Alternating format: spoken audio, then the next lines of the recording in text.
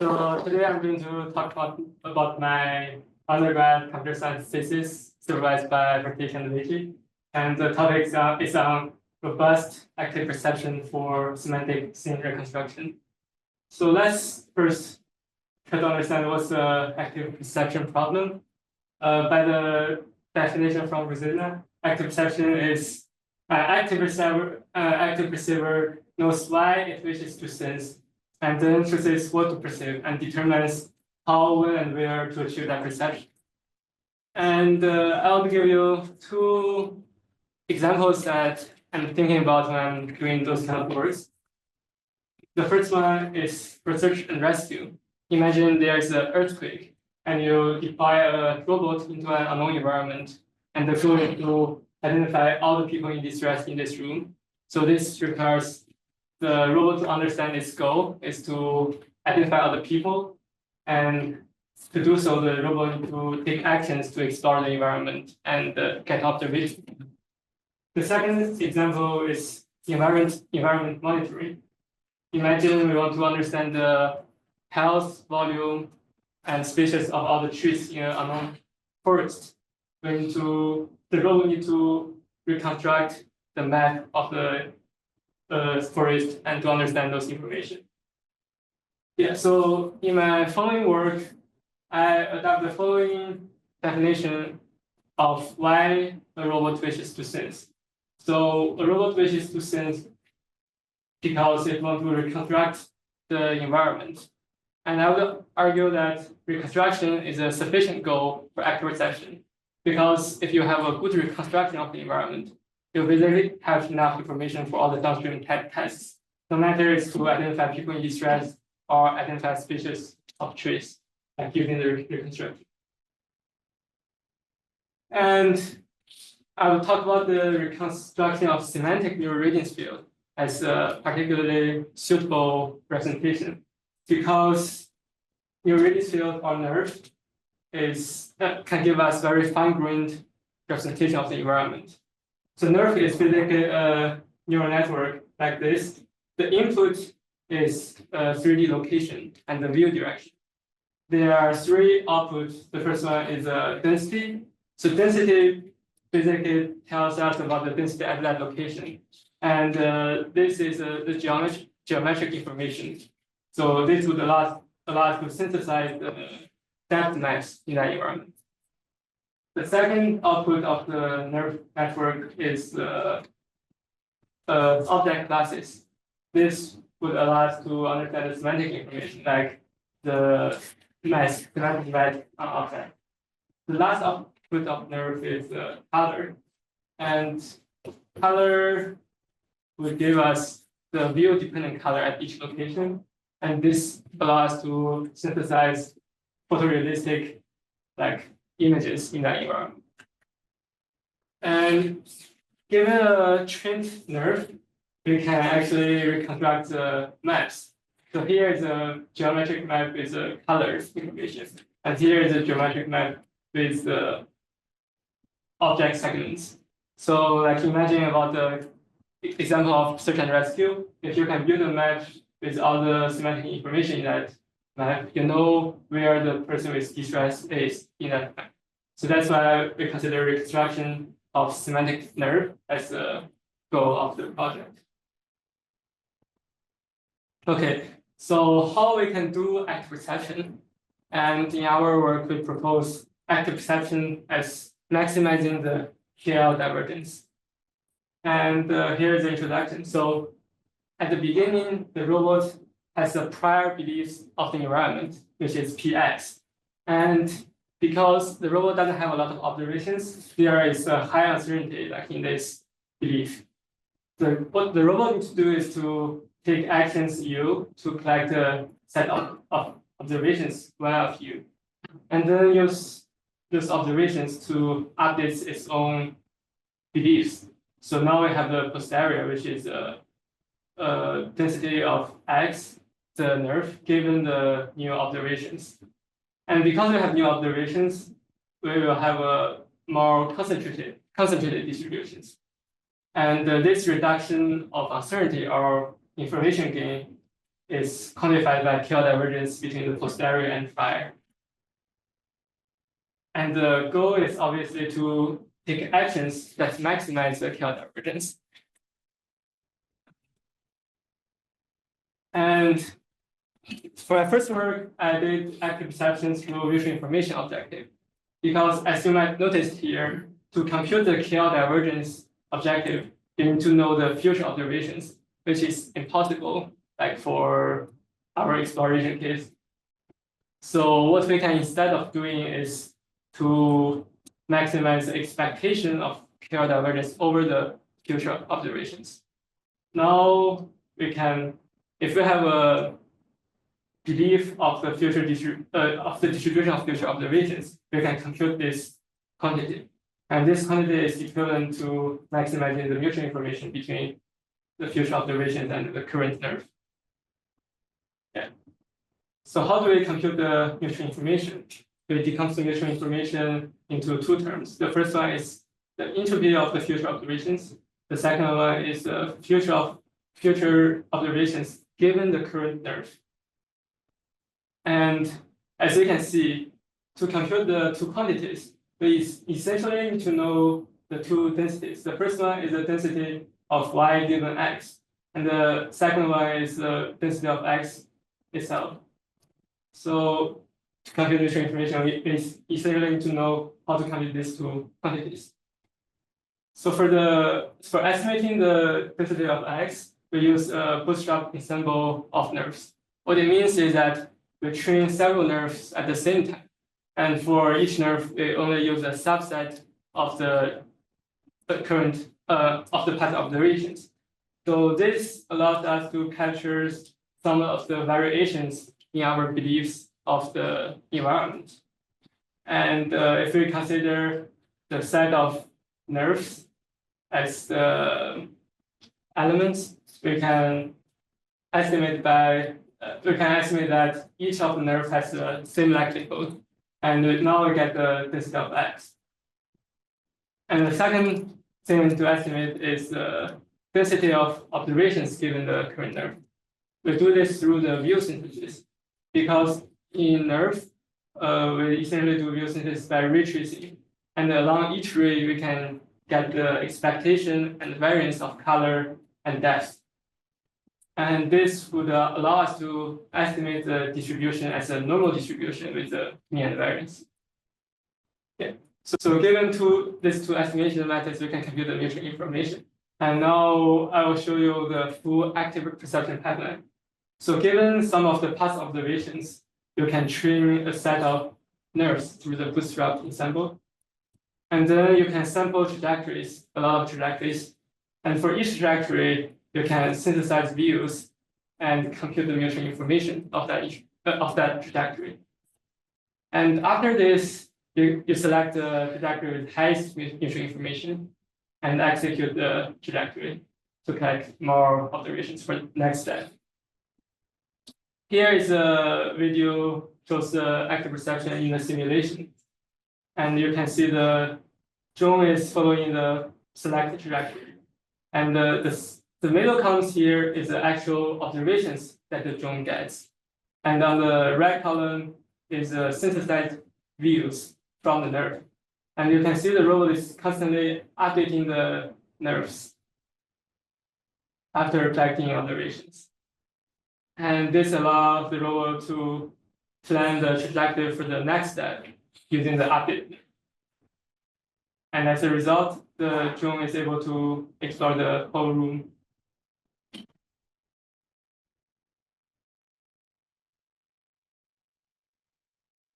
And we also have some quantitative results. And as shown here, our method identifies small objects faster in the experiment. And in general, it also has higher reconstruction quality. And here is one of the reconstructed map with all the detailed objects. Yeah. And for my second project, basically we're arguing that mutual information objective is fine, but it's not optimal, because our optimal goal is to maximize the KL divergence. And now we are only maximizes the information to select the policy, right? And now we have the suboptimality here, which is the optimal information gain minus the information gain if we use this objective. The natural question is, can we find a better action U prime such that we can bound this suboptimality? And the idea is that after training the nerve, we can actually compute the actual KL divergence from the last step. And we can use this as a feedback to improve our estimator of KL divergence online. And this would give us a sublinear regret for the KL divergence estimation. And this would also give us regret guarantee for the whole active reception pipeline. And here the lambda depends on the adversariality of the online prediction problem. And the delta here is the suboptimality of the information path planning on. And we show that by adding this improvement on the estimation, we can actually reduce the estimation error and we can increase the information gain. This will result in better reconstruction as shown by the here. And it also identifies small objects. We also did some real robot experiments. So this time we are using voxel grid map instead of nerves. And you can see the robot is going behind the bench to like see the unseen areas. Yes, this also shows that our algorithm can generalize to other information theoretic active perception algorithms besides the neural reading students. Yeah, and in conclusion, they show that sophisticated behaviors of active perception can be achieved by using a single mathematical principle of maximizing the information gain. And we show that it could improve active perception performance and provide the mathematical guarantees if we use online feedbacks. And those methods could be useful in applications and like search and rescue and environment monitoring. And that's all. Thank you.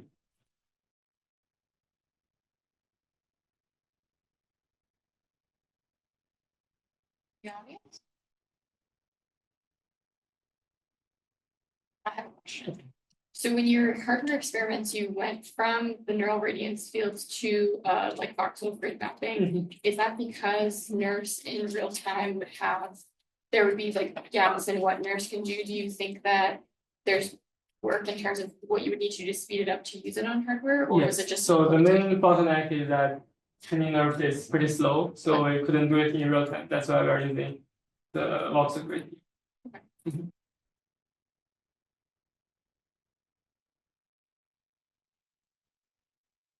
Okay. Okay. So it's in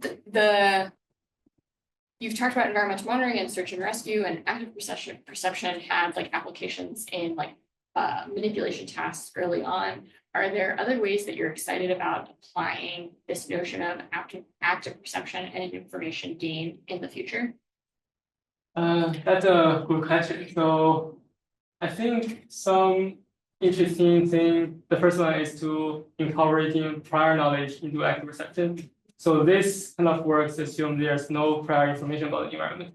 But actually, like we as human has prior information about the general structures of like indoor environment or forest. And by incorporating those information, we could achieve better performance. The second thing that I'm thinking about is to consider active perception with actual manipulations, because this is, I think, pretty cool because you are not only actively gathering data, but you are also actively modifying the environment.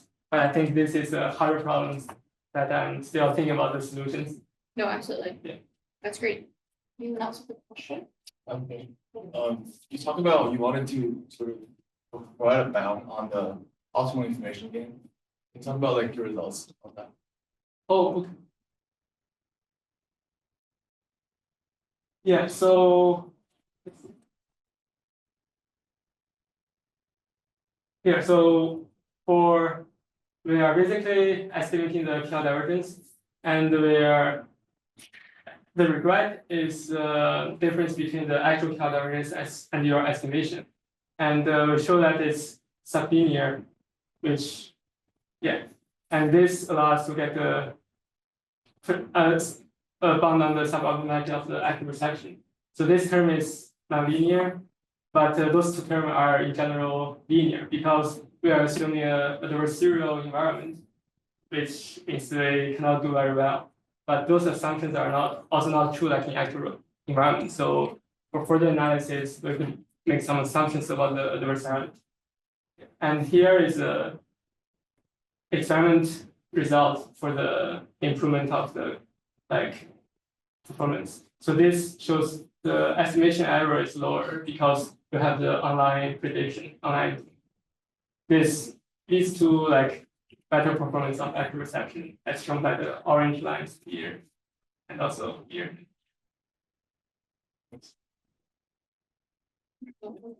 Yeah.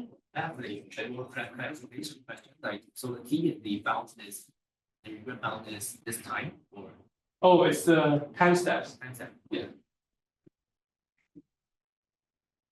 So for typical regret guarantees, we want to get a sublinear bound. So it means that the average regret over time will go to 0. Yeah.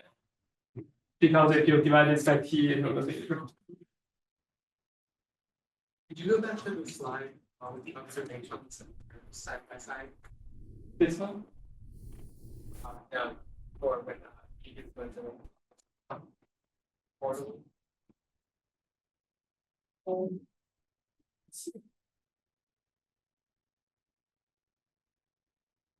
Yeah. This one? Well, actually, I just want to ask, the mutual information is there any connection between the information in observations and the nerves? Is there connection there as well, or is it just So the mutual information. So sorry, can I rephrase the question? Yeah, it's so you maximize the mutual Yes. or the expectation. Yeah. Is mutual information is it something you're gathering through both nerves and observation? Mutual information is something you gather from the synthesis views from the nerve. From the nerve. Because you don't have the observations at this point. So the only thing you can use is synthesized views from nerve scans. Thank you all. Thank you.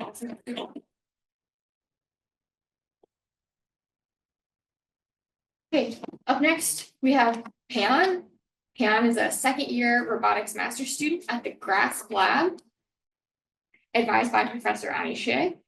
His research focuses on integrating machine learning into safe and accurate robot control with projects spanning quad-order planning and control, as well as surgical robotics. Everyone, welcome Pan.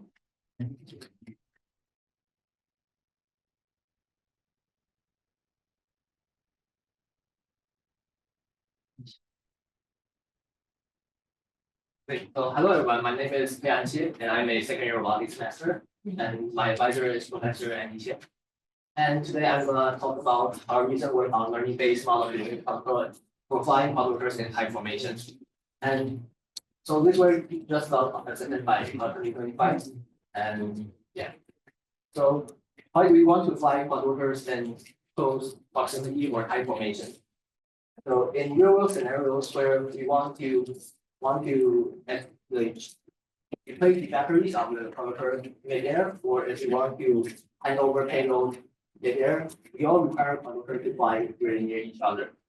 Also, even if we just want to do urban air mobility where converter could be fly in narrow spaces, we also require converters to have stability. But in these scenarios, the aerodynamic interaction is really complicated. So as you can see on the right, this is a PIV image, and for a quadrotor, pretty fly, it is the size of my hand, but the airflow below can go up to 3 to 4 meters per second, which is very, very fast.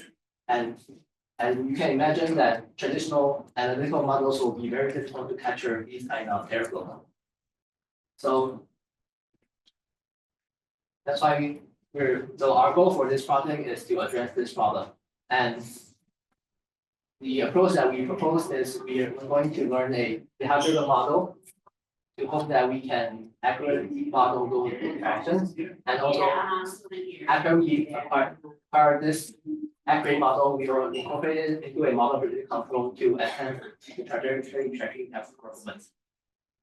And our behavioral model will consist of two components. First is a analytical model, which includes a nominal parameter model and also a downwash analytical model, plus a neural network component. And we hope that the neural network component can capture the model effects that are missed by the traditional analytical models. Yeah, so what is model predictive control? I'm not going to go into details of model predictive control here, but the idea is we can compute the control input for the next time step by solving the optimization problem.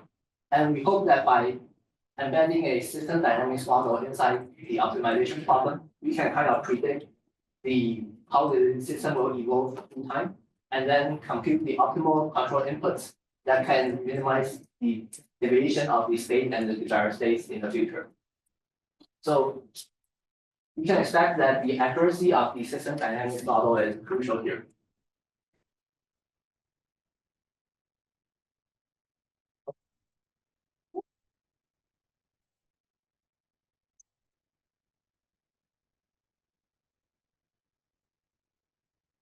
Okay, anyway. So for traditional MPCs that we use on quadrotors, inside the MPC we'll only have a nominal quadrotor model, which is what you'll learn in Unit 620. It's just that model, nothing very special about it. So, but in our work, we also hope to model the interaction between quadrotors. That is why that is novel here. And to model that interaction, we first need to model the airflow below the quadrotor.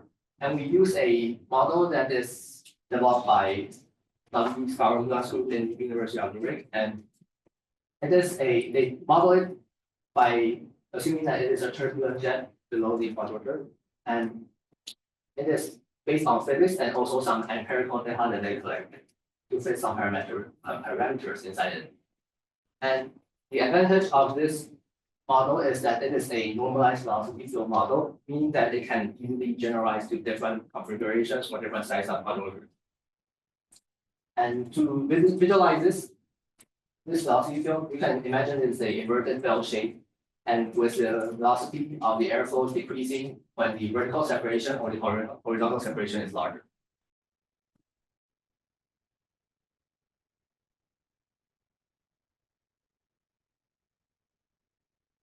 So once we have the airflow, we can calculate the downwash force and torque that will act on the bottom quadrotor but flying below the upper quadrotor. We model the bottom quadrotor as a disk, and then we integrate the downwash force and torque over the disk to obtain the net force and net torque. After we obtain these net force and net torque, we can add it to the quadrotor dynamics, then we will get a full model of the system. And there are some variables in this model that are important and will be used later as the input for the neural network component, which is these three, the R, Z, and V, X, V. And the R is the horizontal separation of the two quadrotors, and V is the vertical separation of the two quadrotors. And VD is basically just the velocity of the bottom part along the axis of the upper quadrant. Sure. Yeah. So, but the model that we just proposed is still a very oversimplified model for the interaction. If you remember the PIV image, and these are all the columns. In order to address this, we add a learning component, which we pick a novel learning framework called logic-based neural ODE, which we name K-node. And it is known for its exceptional sample efficiency and also like relatively small neural network. And the way we incorporate this is we add the neural network to the state derivatives, which is typical for standard when we want to learn radial dynamics. But the key innovation here is that we don't calculate the losses on the state derivatives, but we calculate the loss on the states. And the reason why we can do it is because we can integrate numerically the state derivatives forward in time and obtain like future states and trajectories. But since this is a numerical integration, we can still back propagate through the numerical integrator and calculate the gradients to update the weights in the neural network. So the main difference here is really just the training part. But this gives us a lot of benefits. First, like this is extremely sample efficient, and we don't have to deal with like noisy state derivative readings. And second, like this, we typically only need a pretty small neural network that we'll see later to learn this residual dynamics. Yeah. And now we have like these different components, the nominal model, downwash, and the downwash analytical model, and also the neural network component. We can combine these components in different ways to get establish these various baselines. So the first one is the nominal MPC, which inside the MPC we only have a nominal model, and the downwash MPC, which is DW, we have the analytical nominal partial model and also the downwash model, and K-node, which has the nominal model plus the neural network component, and the K-node downwash, which is a method we propose here, and it has all of them. In simulation, there is a special case that we can run is the omniscient MPC, where the model in the MPC is identical to the true dynamics. And this will indicate like the maximum performance that we can get for pursuing an accurate model in the MPC. So yeah, we first validate these frameworks in simulation, and we use a customized Python simulator for building the environment to simulate like the uncertainty of the real world, which we do not know the true dynamics. We intentionally create a mismatch between the model in the environment and also the model in the MPC. We do this by altering some parameters that are hard to estimate in real world, such as the drag coefficient and the spreading factor. We tested on two different flight profiles.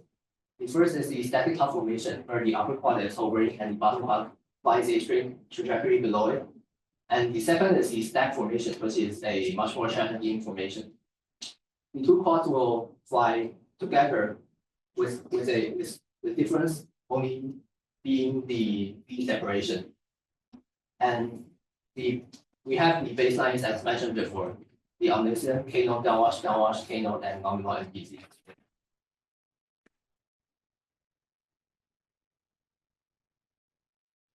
Yeah, and the K-node downwash setup for simulation is pretty simple. So we only need 18 seconds of training data, and this is trajectory segments of static top and stack formation with two different separations. Also, the network architecture is just a single layer MLP. And the model inputs are the horizontal and vertical separation and the velocity of the bottom drone in the Z direction. Model outputs are the acceleration and angular acceleration, which can be added to the dynamics already. And to test generalization, since we train on two different separations, we'll test on three different separations and two different velocities. So this is the result of the closed loop performance in simulation. We can see that, so here the numbers are the normalized error, where we divide the error by the root square error obtained through a nominal MPC. And as we can see that all of the methods listed here are better than the nominal MPC because the numbers on the power bar are all smaller than 100%, which means that they all obtain a smaller error than nominal MPC. And we can also see that the K-node downwash MPC gives comparable performance to the omniscient MPC, which means that it is nearly perfect in this case. So given this good, like decent simulation result, we move on to test it in physical experiments. And the setup for physical experiments is also similar to simulations. The difference is that we use 28 seconds and 1 separation trajectory to train the K-node downwash for the physical experiments. But the network architecture is still a 1-layer MLP, and to test the generalization, we test it on another different separation. And yeah, we can see that the K-node downwash MPC in physical experiments is the most consistent over all the other baselines, and it gets a 40% improvement compared to the nominal MPC. But I think like the best way to really appreciate the effectiveness of this method is to look at the physical experiment videos. Yeah. So in this video, there are 3 test cases. The first one is the static top plot case, and then the second and third are the stack formations.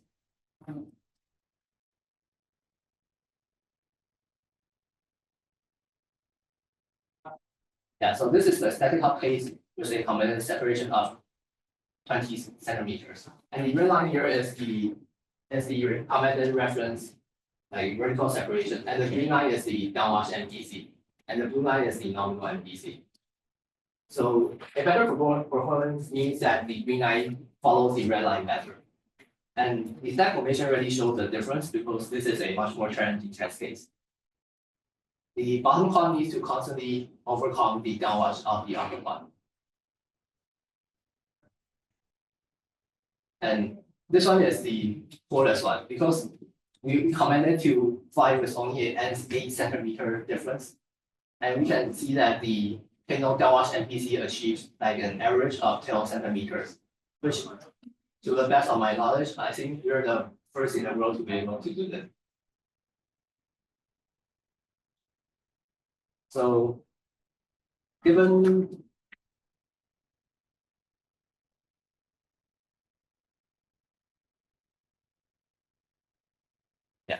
the exceptional results in physical experiments, we are now extending this K-node downwash framework to a larger quad-order team.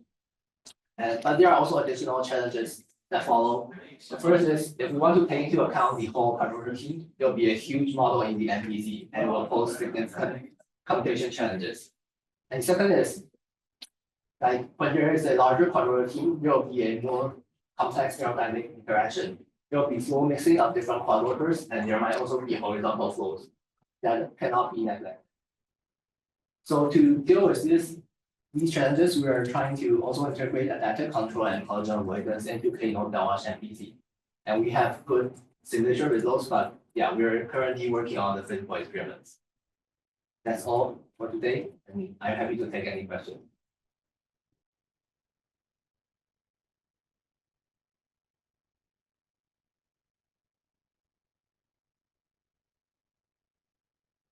Someone else has a question to answer them first.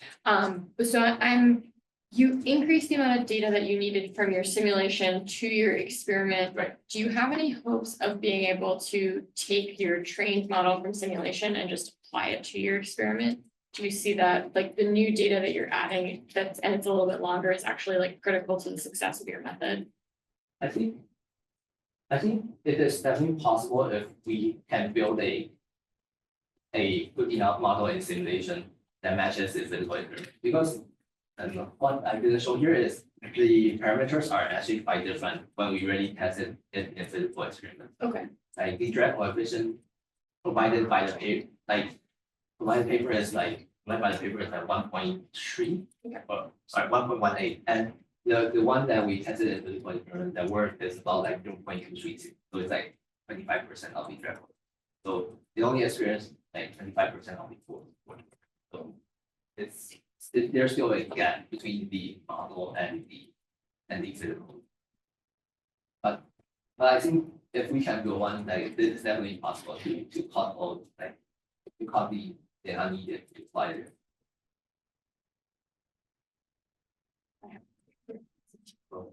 How much does it work on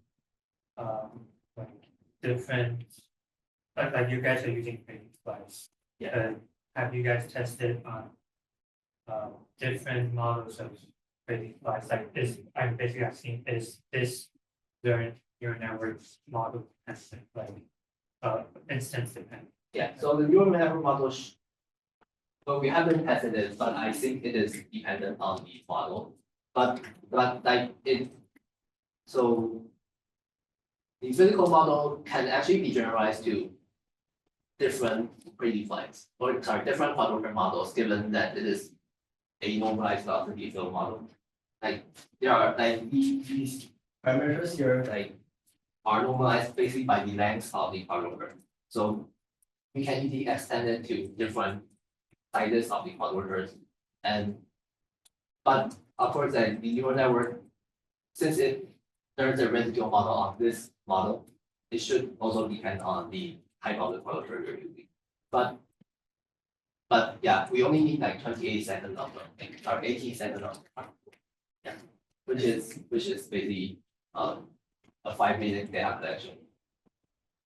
So let's say if you want to, like, if you want to have like 10 jumps to perform this parallel sort of information, you have to collect data for each pair of them.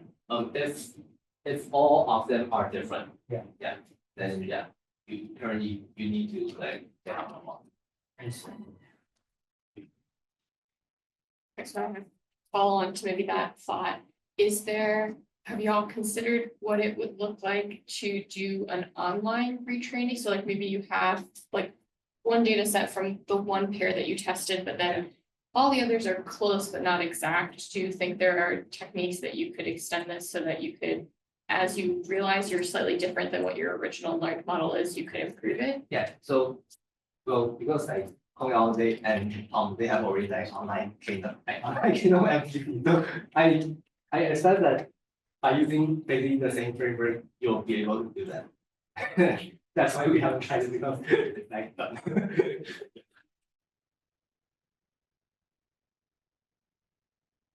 In your slides explaining the K-note. Yeah. You were saying that like by integration, you said something about like by integrating it, you Yeah. have like some smoothness or Oh yeah, the loss. Like can you explain that part? Like, sure. So because to me it seems like it's basically just adding each of them and like each of the losses together. So, yeah, but this is on state. Like these losses are calculated on state, so they are the result of the integration. And by integration, you just mean like summing it up until down. Yeah, and you can use like any integration method, like Euler integration, or like we use RK4, like which is a pretty typical numerical integration method.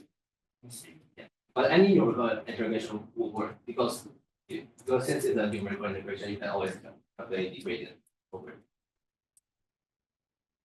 Great, let's thank our speaker. Brandon has a question. Okay, one more. One more question, sorry. How much data were you using when you were doing the training for like the final experiments? Oh, so let me recall that. Oh, 28 seconds. Yeah. So it's like it's the segments of the trajectory. We do find that this is kind of tricky. We don't show the whole trajectory inside the train. We pick like what we found that is most useful is that the time when the quadrotor is entering the downwash, and that it has most excitation. If that makes sense, yeah. And we'll have more information on the velocity field flow. And we use like segments of those and we segment all those to train. And it worked well. Like I guess like even though you had a majority of the time you were training on the downwash effects, like this was able to generalize to also fly Right. without the down. Yeah, that's right.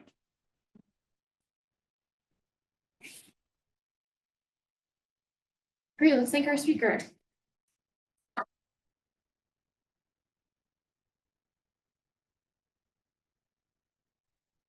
Up next, we have Hojin. who is a PhD student at the University of Pennsylvania's GRASP Lab, advised by Dr. Nadia Figueroa.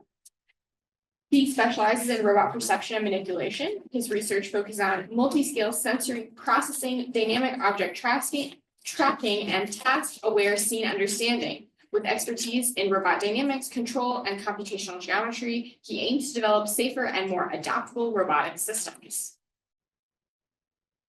Okay, hi, I'm Jin Choi. I work under Dr. Nadia Figueroa, and I'm going to just show you a kind of overview of one of the research that I'm currently. So robotic manipulation is still challenging in very unstructured environment like a color environment, but also very dynamic and chaotic environment. So here's like one example that I try to deal with those kind of dynamic environment is that this is a pipeline for the dynamic object grasping that I implemented before. So basically what we have is we have a perception part and a control part where perception gives basic information about the object like object pose and the shape. And then we have a control part that takes that perception about how to grasp the object and then implements the high-level controller and the low-level controller to actually grasp the object. But the problem is we need actually the perception, we need motion tracking that works more than 100 Hertz. And then actually I use a segmentation model to get the object a shape so that I can feed some kind of a shape for it. So it basically requires a very highly robust perception. Actually, it has to be nearly perfect. So that's the problem. So the example I just showed is the GRASP pipeline is actually one example of layer perception architecture, a layer control architecture, where we have a decision-making layer, we have a trajectory planning layer, which gives you a reference trajectory, and the feedback control layer, you actually follow the reference trajectory and give more fine detail. But they all assume that they have a fully known state variables about the environment, which is not always true. So there's a huge gap between this control and perception that prohibits us from having those manipulation in cluttered or very unstructured dynamic environment. So what do we actually need from those layer control architecture? So we have this different requirement for different layers. But the first requirement is that it's actually, the requirements here are higher. So in the decision making, you need a very global idea of the environment, but it's very abstract. Whereas if you go to feedback control, you need actually very precise detail about the object, but it's very localized. So these are the example of different representation they use for robotics scenarios. So actually, we need a multi-scale representation that can provide different scales of information to them. Another thing we need is we actually need very good dynamic state estimation. So almost in every layer of this control architecture, we need this kind of estimate, dynamic estimates regarding belief state when you do a task and motion planning, or actual rotation and translation dynamics in order to actually follow the trajectory of knowledge. The last thing is that we actually need very tight integration between this perception and the control. So we need this tight coupling. How we're going to couple with different frequencies and different kinds of details of information. So I'm going to show you some related works about this perception.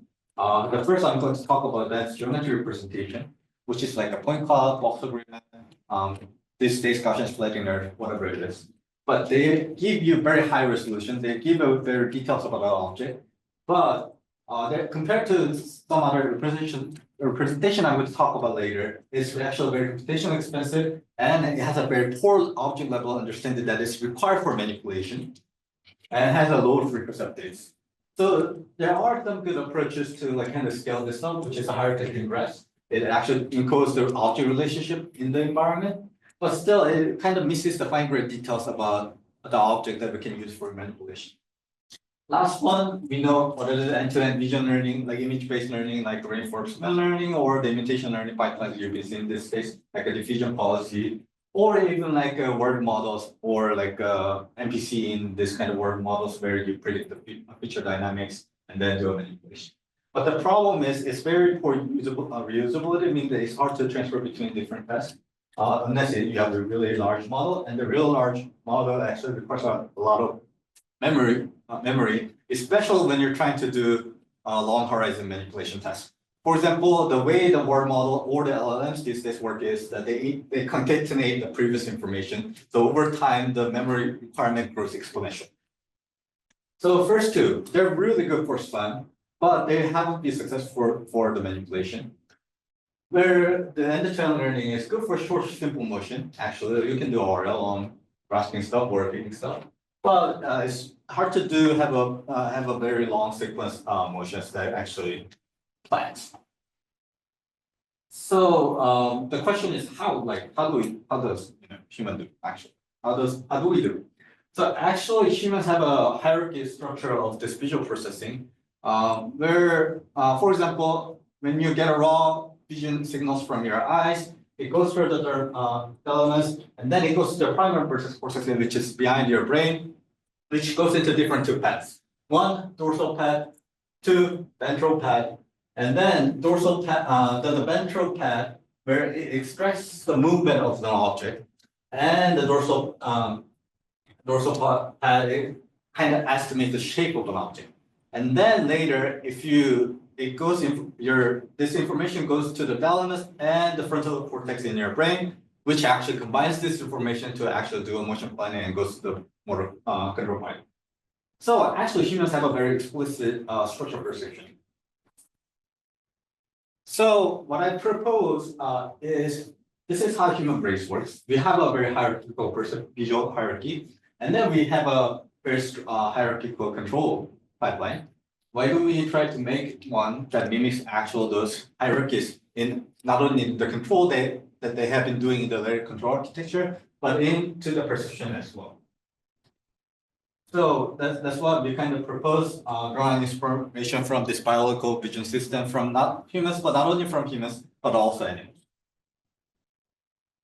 So I'm showing an example thing for this layer perception architecture here. I mainly we'll talk about vision because I don't have much time to talk about, but this might include more than the vision or like tactile sensing or whatever it is. So first we have a very abstract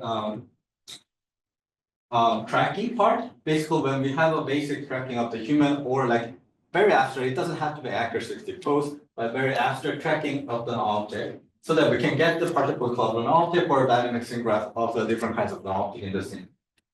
And then we have a more like a single object processing where we estimate actual pose and the complete shape of an object for manipulation, and then more physical properties like a friction or just like fragility and so on to do actual manipulation.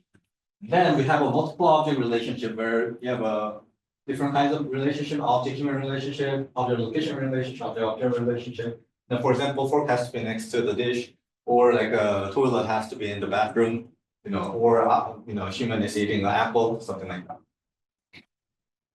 So in our lab, we have some works regarding this pipeline where human tracking, we actually use a human biological skeletal model and extracted motion limits, joint limits to actually track the human in a reliable manner. And we have a very abstract tracking that actually considers something called object permanence, meaning that object will still be there, or you can estimate where object is, even though you're not seeing the object right now. And regarding the pressure observation, I have worked on like something called Gaussian persistence distance function, where we actually can get the distance flow out of the point cloud data.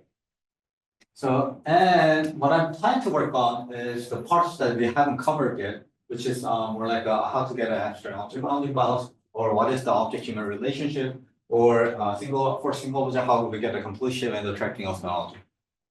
So today I'm going to just briefly show you this part, which is the object-shape construction and 60+ tracking.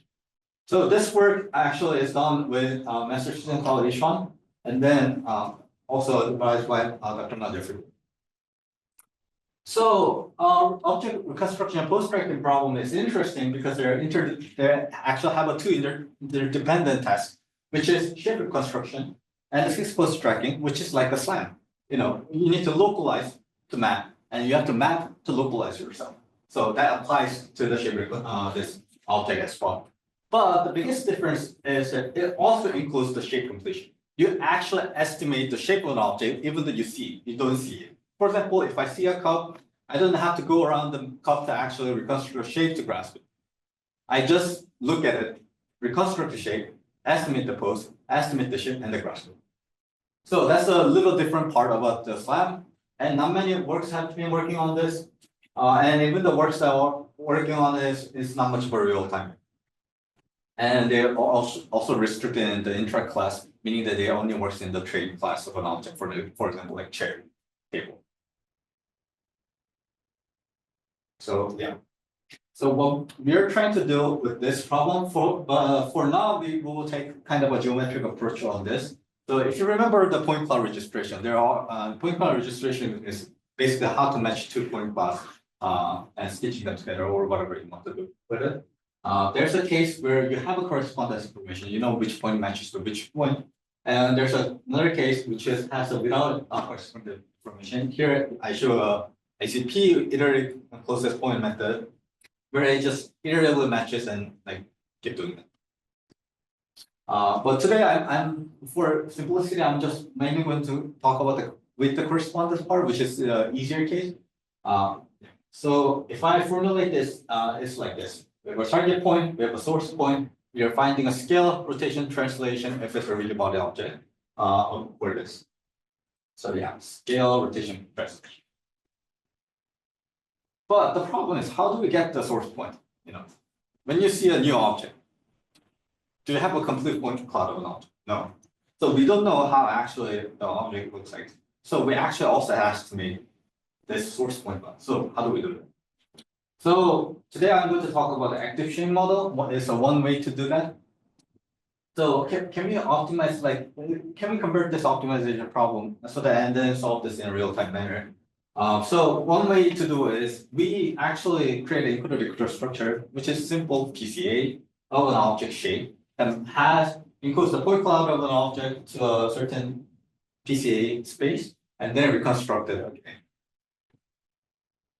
So there are some works. Basically, how you can understand this active chain model is like this work. They just explain it as weighting between different kinds of shapes. So for them, they actually don't do a dimensional reduction. They just basically weight them based 0 and 1. Or you can actually do a PCA where you can find the principal components and then create a linear model of this data object shapes. So if we use that linear model from this problem, we can get the XI point, which is the PCA of the object library, and then we can reformulate the problem into this. And then if we rewrite this a little bit, where we convert the rotation and scale parts to the other parts, and then we convert those scale rotation and scale rotation translation into other variable, we can change it into this problem, which is the non-convex constraint quadratic program, QCQP problem. And there are multiple ways to solve this. And what we did is we actually proposed a new way to do this using a QCQP ADMM, which is best way to solve this problem. Inspired from the QCQP1 consensus ADM. So, okay, the question still is, how do we get the PCA?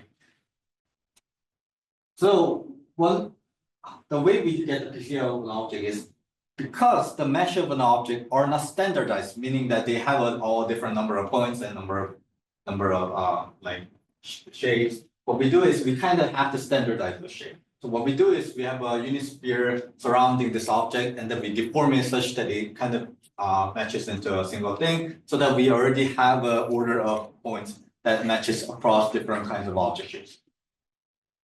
So what we use is we use a data set called Omni60 Pose, which has about 4,000 objects over like 250 categories. But out of them, we just for the test we take a 100 mesh, and then create a 80 number of 80 for training and number 20 for tested. That spans across the categories, meaning you can include chair, table, banana, whatever you want. It froze.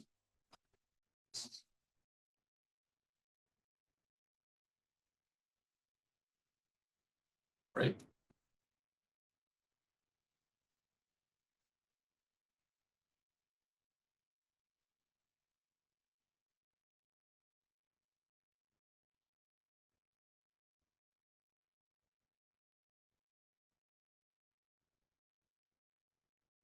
I think I have to reshare the slide. Give me a sec.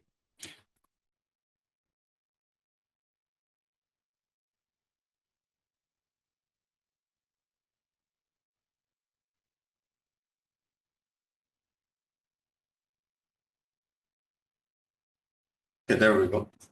So, and then what we do is, based on the standardized ashes, we just do a normal PCA. We just do a normal PCA.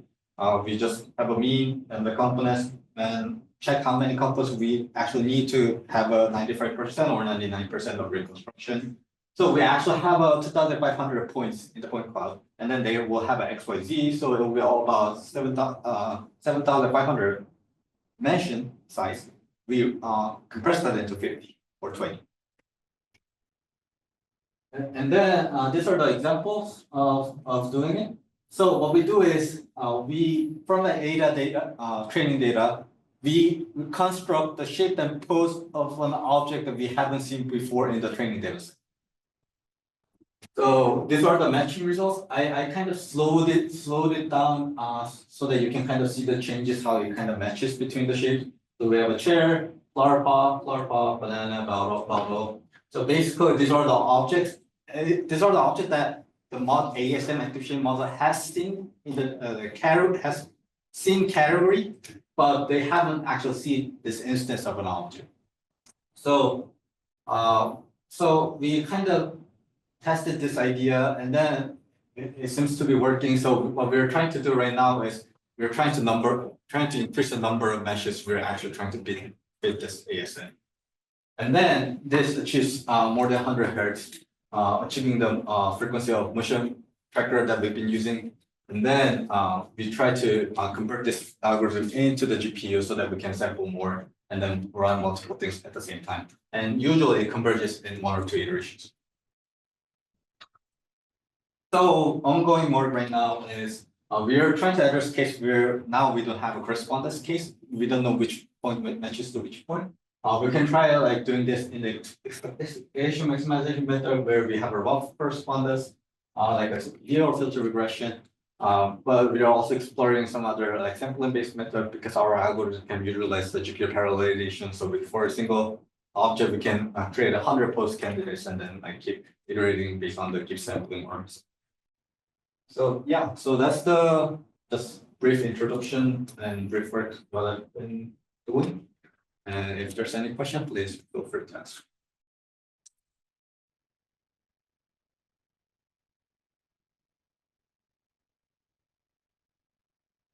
No offense, but like our Professor Antonio also uses like memos neural cortex to like kind of motivate his research by for end-to-end like control policies from perception.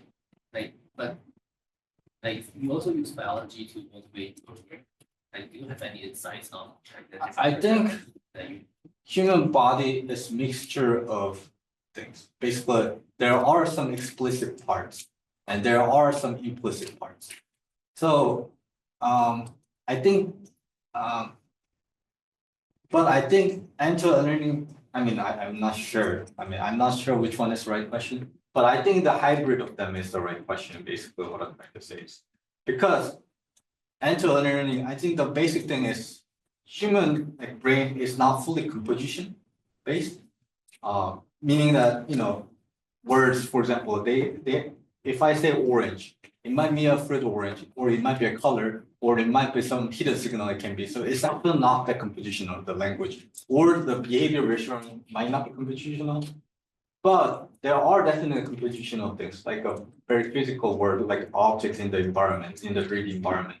So I think we need to kind of, I feel like this is my just gut feeling, but I feel like it's good to separate what is implicit, what is explicit. And today I was just trying to show some explicit part But within that layer, perception architecture, there are some learning-based things as well. So that's what I'm trying to say. And then another thing I wanted to say is that our lab work on the human robot interaction. So one key aspect is not just actual control, but also how human perceives that. So I realized that Tesla cars, they actually use end-to-end learning to control the cars, but they actually show you object detection results in the display, even though they don't use it. Why? Because it just helps people to feel comfortable and realize what's going on to the car. So I think in human robot interaction perspective, having those kind of having like how this perception actually goes on just helps during the interaction. So yeah, that's why. That's how I think about it.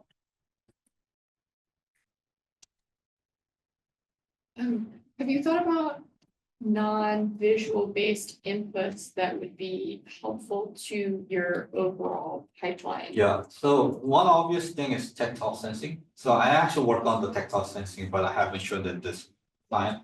I think tactile sensing is necessary, almost like necessary for manipulation, where we actually want some physical properties of an object.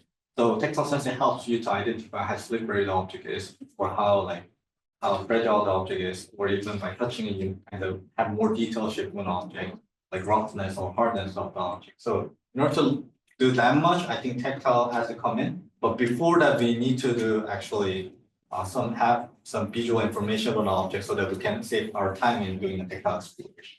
So I believe it has to be combined. Today I didn't talk about it, but yeah. Another thing I haven't worked on, but I'm interested in more like the auditory signal, where we have a sound. We kind of know what's going on the other side, even though we're not directly looking at it. So those kind of information, I think it will be interesting, but haven't done it yet. Let's thank Kojin and all our speakers one more time. Thank you guys so much.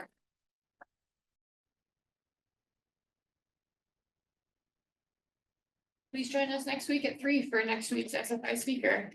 Have a great week.